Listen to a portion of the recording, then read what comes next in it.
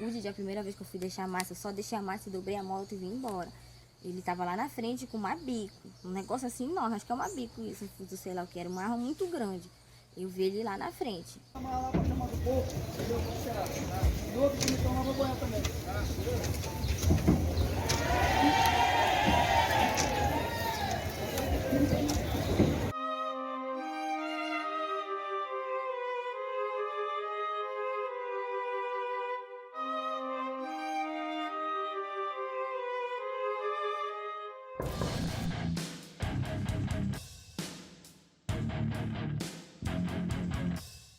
O caso de hoje nos leva até Igarapé-Miri, que fica no nordeste do Pará e é conhecido como a capital mundial do açaí.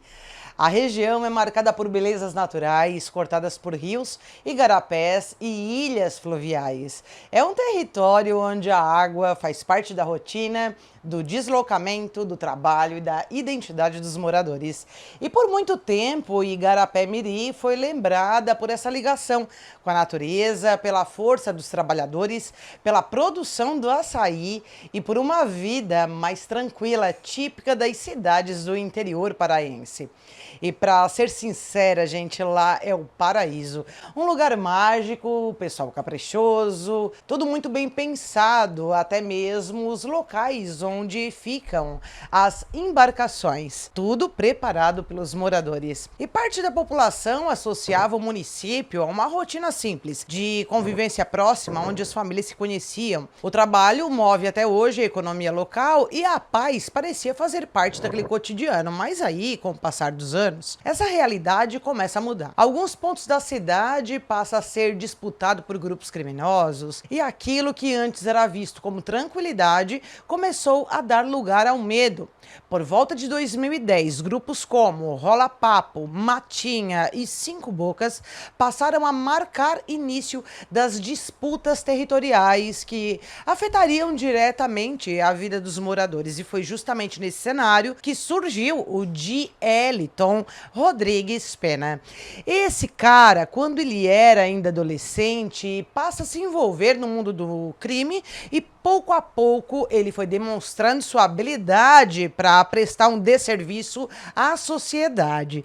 E se movimenta naquele submundo, ganhando espaço, influência e notoriedade entre os criminosos da região. Ele inicia com pequenos roubos, depois passa a atuar no tráfico de drupes, né? E tornou-se aí uma figura conhecida entre o meio policial e foi nesse contexto que ele recebe o apelido de Didi do tráfico. Na metade da segunda década dos anos 2000, o Didi já fazia parte do bando Rola Papo, que é o grupo, né, rival, então, do bando Matinha e Cinco Bocas, atuando fortemente na consolidação do grupo ao qual ele pertencia e participava da guerra por conquistas de território. Enquanto isso, a paz dos moradores ia ralo abaixo. Contra o Didi, a lista de crimes registrados foi aumentando. Além dos roubos e do tráfico de drupes, o nome dele passa a constar também em assaltos a banco e latrocínios. Tinha a imagem dele marcada como uma figura que vivia armado com arma de grosso calibre, demonstrando ali, né, um poder e, consequentemente, intimidando as demais pessoas. Com o tempo, o Didi ele passa a ser visto realmente como uma figura articulada dentro do crime. E, segundo publicações policiais dessa época, a atuação dele teria colaborado para uma onda de assassinatos na cidade, o que fez com que a segurança pública intensificasse os esforços para capturá-lo. E a partir disso, ele é apreendido e se torna um detento do complexo penitenciário de Santa Isabel, na região metropolitana de Belém. Porém, em 12 de janeiro de 2017, o Didi, mais 8 homens, né, ou seja, um grupo de 9 presos que estavam na central de triagem, eles conseguem escapar por um buraco cavado entre a parede da cela e o solário. Depois, eles escalam o muro da unidade com a ajuda de uma Teresa, que é a corda, né, improvisada, geralmente feita com lençol. E esses homens fogem da penitenciária. Naquele mesmo dia, 3 deles foram capturados. Agora, os outros 6, incluindo o próprio Didi, eles continuaram foragidos do sistema penal. E, novamente, as ruas, o Didi, ele não perde tempo e continua no mundo da bandidagem. Mas ele não era um preso que havia passado apenas pelo sistema penitenciário. Ele era considerado e aparecia publicamente como foragido, enquanto a população era orientada a denunciar caso tivesse alguma informação do paradeiro dele. E aí os dias vão se passando e o Didi, que estava longe das vistas da justiça, ao menos é o que foi publicado pelo DOL, o criminoso teria sido chamado para participar de um novo crime. E esse convite teria partido de um assaltante conhecido como Tio Hélio, um homem que Didi disse ter conhecido ainda enquanto estava custodiado. A proposta para ele era a seguinte: integrar uma quadrilha que sairia de Belém com destino ao município de Tucuruí, no sudeste do Pará.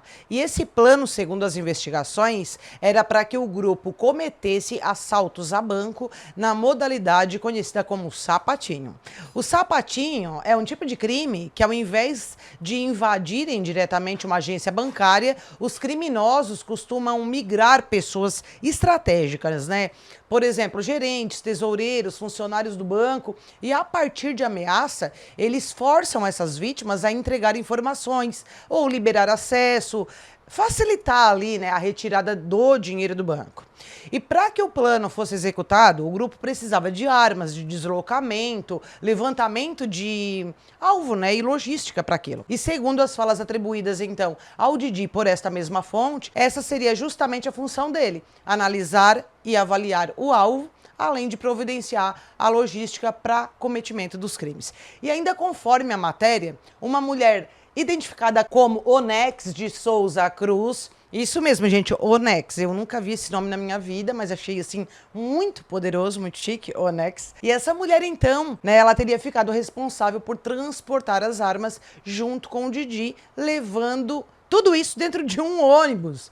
E eles pegam, então, a empresa Boa Esperança, né, na ideia aí de seguir viagem sem levantar suspeita alguma.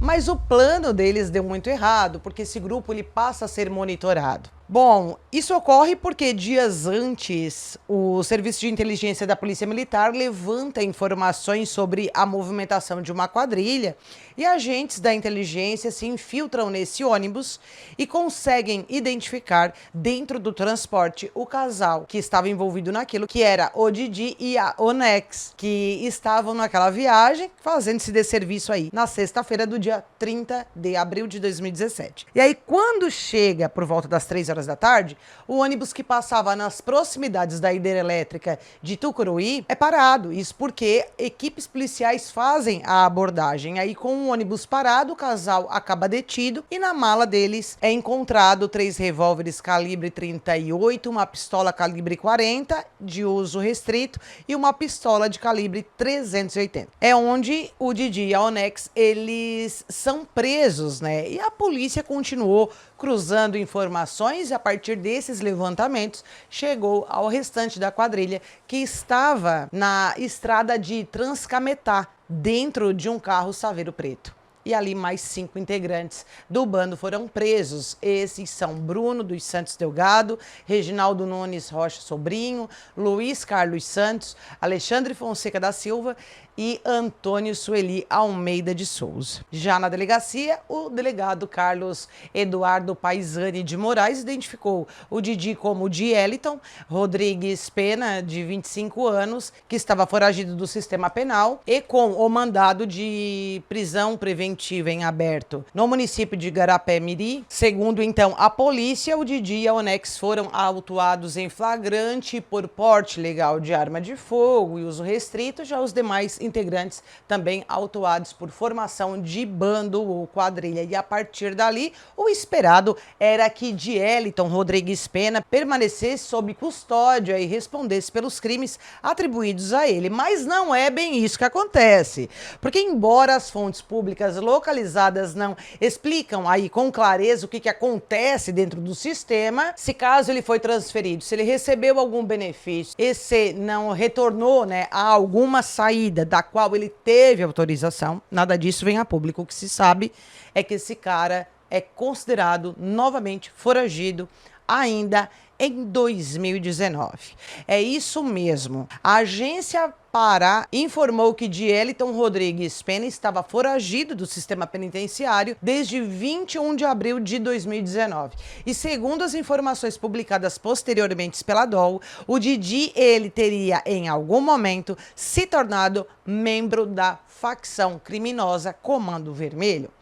Porém, depois que ele é foragido em 2019, o Didi, né, ele enfrentava um problema de saúde que era um diabetes e necessitava de cuidados especiais, aplicação de insulina. E ainda assim, esse cara se arrisca a sair do Comando Vermelho. Ele se torna ex-membro a partir daí, mas ele não sai da vida do crime. Na verdade, ele se aprimora, ele fica ainda mais articulado e com maior influência dentro daquela dinâmica criminosa de Agarapé-Miri. Para isso, ele se instala na região com uma estrutura própria, tá? E em meio ali às ribeirinhas. Segundo a polícia, o Didi, ele não se limitava apenas à venda de entorpecentes e a roubos isolados.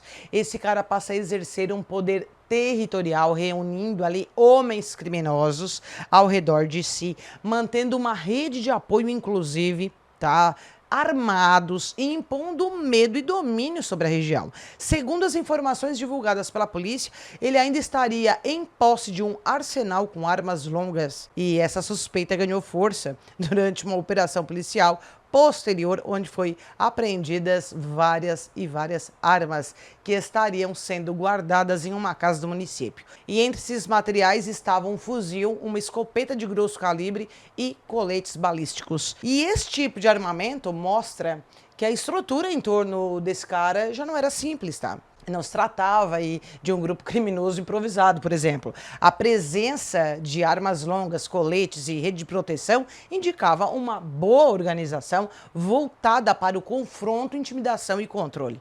Ele estava preparado para tudo. Esse cara até lancha tinha para poder fazer roubo na região e, enfim. Fora que assim, ele tinha uma rede de informantes. Antes que alguém chegasse próximo dele, ele já sabia que alguém estaria chegando, né? O portal Tailândia informou, inclusive, que o Didi, ele passa a cometer assaltos a banco e agia também como pirata, praticando roubos e dando fuga por meio dos transportes de embarcações, usando os rios aí como rota de fuga. E a partir daí, aqueles moradores, eles passam a perder completamente a paz, né? Nunca se sabia quem seria o próximo alvo desses grupos. Mas quando um criminoso desse tipo passa a disputar território, a violência ela nunca fica restrita apenas aos homens armados, né? Ela se espalha como fogo em mato seco, alcançando famílias, mulheres, e foi nesse ponto que a vida do Didi se esbarra com a vida da Adriana Miranda Paz. Ela era carinhosamente chamada de Drica e vivia com a família no mesmo município, lá em Igarapé-Mirim. Era uma guria alegre, simples, expansiva, conhecia muita gente na região e lembrada por quem convivia com ela como alguém comunicativa.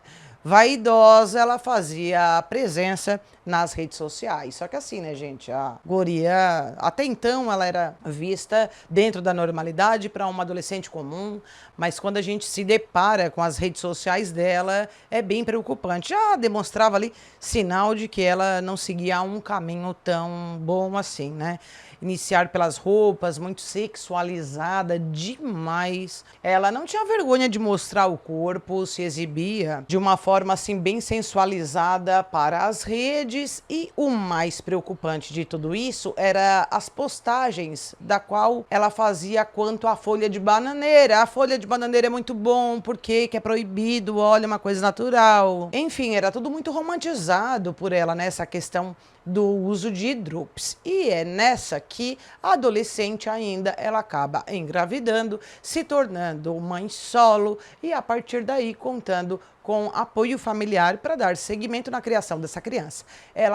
Essa menina, ela tem uma filhinha. E embora com o nascimento dessa criança, a gente percebe nas redes que aquilo não foi impedimento para que ela postasse bastante da sua rotina, as roupas daquela mesma forma que antes ela já vestia, geralmente maquiada, até que ela passa a pintar o cabelo de vermelho. Foi aí que ela recebe o apelido de Ruivinha. Foi nesse período aí que a Drica teria partido para um rumo perigoso. Isso porque ela teria iniciado um envolvimento com o meio criminoso do grupo local.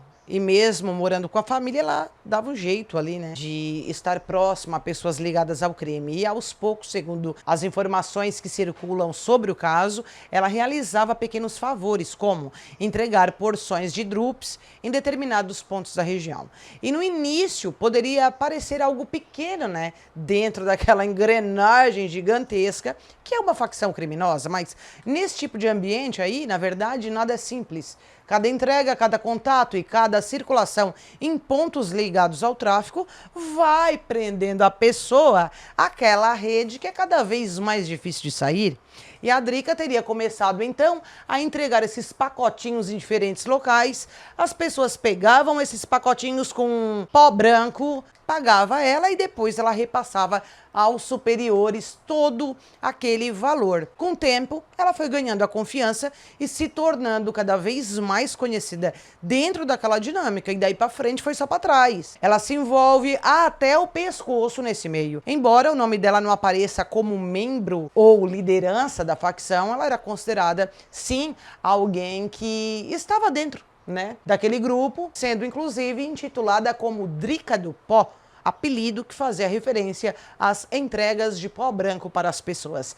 E foi nesse meio que ela começa a ter contato com pessoas ligadas ao crime, ter conhecimento quem era pessoas, né, de alto escalão, quem era muito perigoso, quem tinha muito poder, e obviamente o nome de Didi rolava nessas conversas. Então, ela sabia, ela tinha conhecimento o quanto este cara estava envolvido aí no mundo das trevas. O Dieliton, né, o vulgo Didi do tráfico, ex-membro do CV. E o que acontece é que entrega aqui, entrega ali, é que a Drica tem contato com este homem. E o problema mora logo nisso, porque eles passam a ter uma relação afetiva. É, minha gente. Segundo o site Edol, o Didi ele era visto como um traidor e rival dentro daquela lógica criminosa que ela pertencia. Então, a Adriana, ela começa a ser vista como alguém próxima a Didi e isso bastava para colocar ela em risco. E não pensem que era essa relação uma conversa que rolava ao vento, porque não era. Tanto que a família tinha conhecimento do caso da Adriana com o Didi. Ao menos é o que foi publicado no Ver o Fato, porque a polícia acaba informando posteriormente que o pai da Adriana, em depoimento, contou que a filha estava se relacionando com um homem conhecido como Didi, ex-integrante do CV. E tudo isso, dentro da lógica das facções, pode virar uma acusação. Um vínculo pode virar suspeita. Uma conversa pode ser interpretada como traição. E uma guria sem poder real naquela estrutura,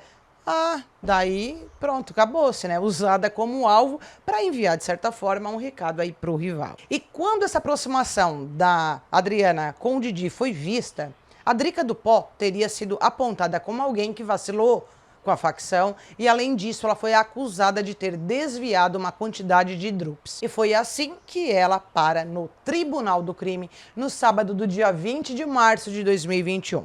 Ela foi vista pela última vez por volta da 1h da tarde e depois nem sinal de saguria. O que se sabe é que naquela data, né, a Drica, aos 21 anos, aparece em uma gravação feita naquela tarde. E o local parecia ser, assim, um quintal. O quintal de uma casa. Ela vestia um short jeans, cropped preto, cabelos vermelhos, estava nervosa, bastante nervosa, ela mexia muito as mãos. Um dos criminosos gravava a cena, o outro a interrogava. E sem ter como saber quantos homens estavam de fato reunidos ali, é certo que ao menos 3 haviam. 3 deles é de certeza. Um com a arma na mão, o outro na gravação, e aparece outro bem no finalzinho do vídeo que vestia camiseta. Porque é feito esse vídeo, né? E a Drica, ela tenta explicar a situação em que ela teria se envolvido com um indivíduo chamado Didi. Ela disse o seguinte, que a primeira vez ela foi deixar a massa é o que eles chamam, né, o apelido da Drups, ela foi deixar a massa pra ele, só que ela só deixa a massa e sobe na moto. E depois disso ela vai embora. Nesse momento, ela vê o Didi, que estava com uma Big, se referindo aí a uma arma bem grande, né, e que ela não conhecia o Didi, que ela só ouviu falar, mas que ela viu ele ali na frente. Depois disso, uma outra vez, ela foi também, né, levar a massa, só que esse cara não estava. Eles falaram para ela deixar a massa lá no Ramão, que é um bairro, e ela disse que não queria ir e que poderia ainda entregar se caso fosse para enviar por motoboy. Ou seja, a Adriana ali, ela nega qualquer envolvimento com o Didi. Só que as desculpas pareciam ser em vão, né? Ela aparece depois em outra cena, e nessa outra cena é terrível. Ela estava sentada em um tijolo, tomada pelo desespero, uma mão na cabeça, a outra na frente do rosto, de alguma forma tentando impedir com que o tiro lhe atravessasse o rosto. Enquanto ela estava sob a mira de uma arma e sem mais desculpas, ela dizendo ali que estava com medo, Jesus, Jesus me ajuda, que o guri que portava da arma dispara contra o rosto, contra a cabeça da Drica. Ela imediatamente cai de lado e depois um segundo disparo se ouve ainda no vídeo, quando esse guri de camiseta vermelha aparece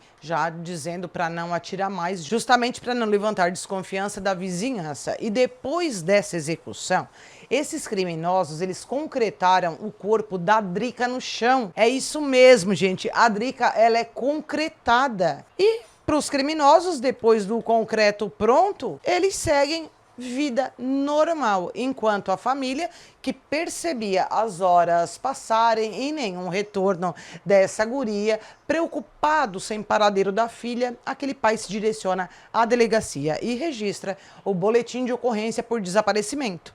Ele explica que a Adriana estava envolvida com o Didi e o caso, a princípio, foi tratado como desaparecimento. Só que, em paralelo a tudo isso, o vídeo da Drica, ele foi tomando força na internet, principalmente naquela região. A família acaba tendo acesso ao vídeo da execução da Adriana e, sem dúvidas, para quem assistia tudo aquilo e tinha conhecimento do funcionamento do meio criminoso local, entendia que se tratava de um recado de certa forma, enquanto a família, sobrou a eles a luta que, com o vídeo, buscaram ajuda novamente, entregando à polícia aquele material.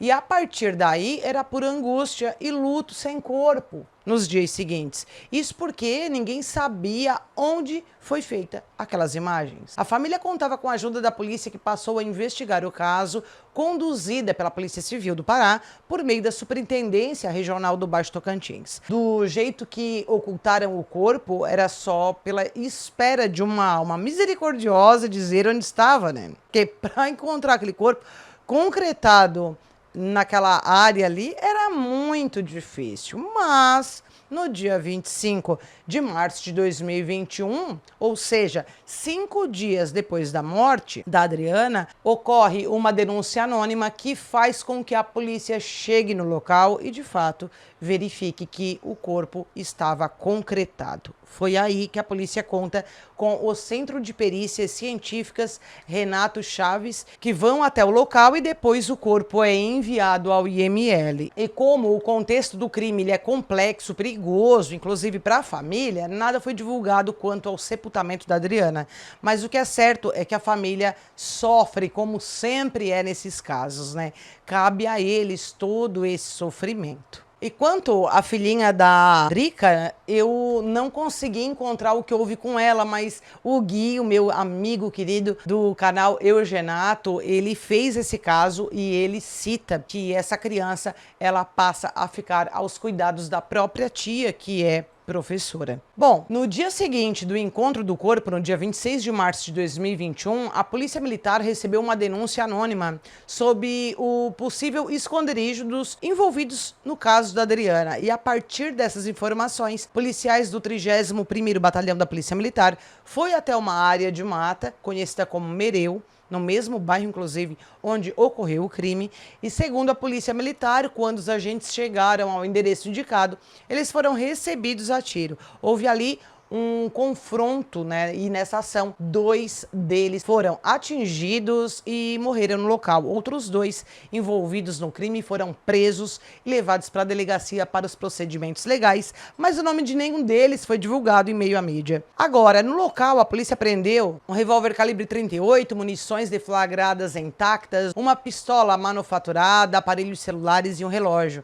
E para a polícia, havia um grupo envolvido. As palavras de Adriana no vídeo, o nome de Eliton Rodrigues Pena, conhecido como Didi, rolando em meio àquele caso, né, como namorado dela, fez com que a polícia direcionasse a investigação diretamente a este grupo criminoso do Didi. Inclusive, a polícia tem acesso, né, a um celular onde o Didi, em uma foto, usava roupas camufladas e portava ao seu lado uma metralhadora. A área que apontava a localização deste criminoso e seus homens era complicada, porque era cercado de água, né? Ele tinha preparo para fuga, ele tinha embarcação potente e a polícia, sabendo disso, eles não tinham aquele recurso como esse homem tinha. Então eles necessitavam para a ação uma lancha com um motor de polpa de 150 HP, que foi entregue, inclusive, pelo governo do estado às forças de segurança.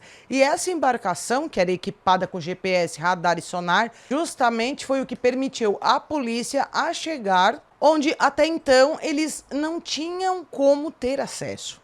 Segundo o diretor do grupamento fluvial, o delegado Arthur Braga, sem esse tipo de equipamento, as forças de segurança ficavam limitadas.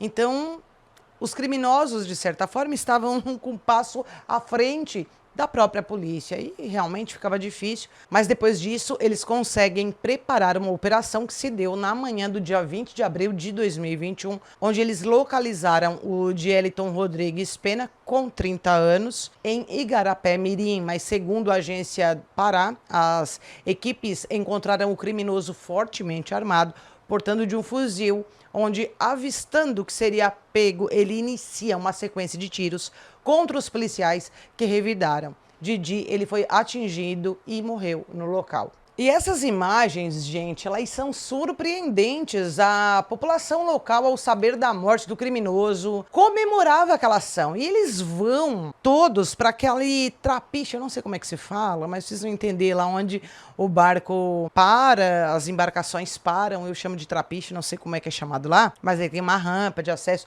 É tudo bem certinho, tá? Bem caprichado mesmo. E o pessoal vai lá comemorar, ver se de fato esse cara tava morto, né? E só viu que comemorar, porque eles soltaram fogos de artifício, fizeram até carreata atrás do carro da polícia. Porque para a população, a morte desse criminoso representava uma espécie de libertação de medo imposto por aquele grupo que ele comandava. E essa reação mostra o tamanho do terror associado ao nome dele naquela região. O Didi não era visto como um foragido, ele era apontado como uma liderança criminosa que fez da vida daquelas pessoas um verdadeiro inferno. Há muito tempo já vinha aterrorizando aqui a população estava saturada.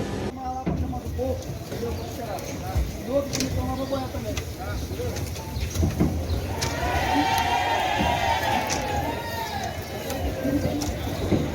A população temia demais qualquer tipo de ato contra esse marginal, porque se ele descobrisse que alguém estava passando alguma informação, ele geralmente fazia alguma ação contra a pessoa. O vídeo da execução da Adriana, gente, da Drica do Pó, como até hoje ela é conhecida, continua sendo circulado em meio à mídia e transformou o caso dela em um dos exemplos mais brutais dos chamados tribunais do crime no Pará. Porém, embora esses vídeos eles sejam divulgados na internet, parece que nada basta para que a gurizada tenha consciência do tamanho do perigo que corre quando decide viver nesse submundo. E infelizmente esses grupos eles têm tomado força em todo o Brasil. Os números apontam para um crescimento alto de pessoas que passaram a integrar esses grupos criminosos, fazendo com que as pessoas, os moradores, não tenham mais paz, o que é uma dó. Prova disso é Igarapé-Mirim, que é um local tão lindo, onde as pessoas trabalham tanto para manter a sua dignidade, a sua paz, até que começa a surgir esse tipo de ocorrência na região. E tudo isso é extremamente lamentável. Bom, me conta o que tu pensa a respeito desse caso e quais mais casos tu quer ver por aqui. Um grande beijo e que o universo nos abençoe.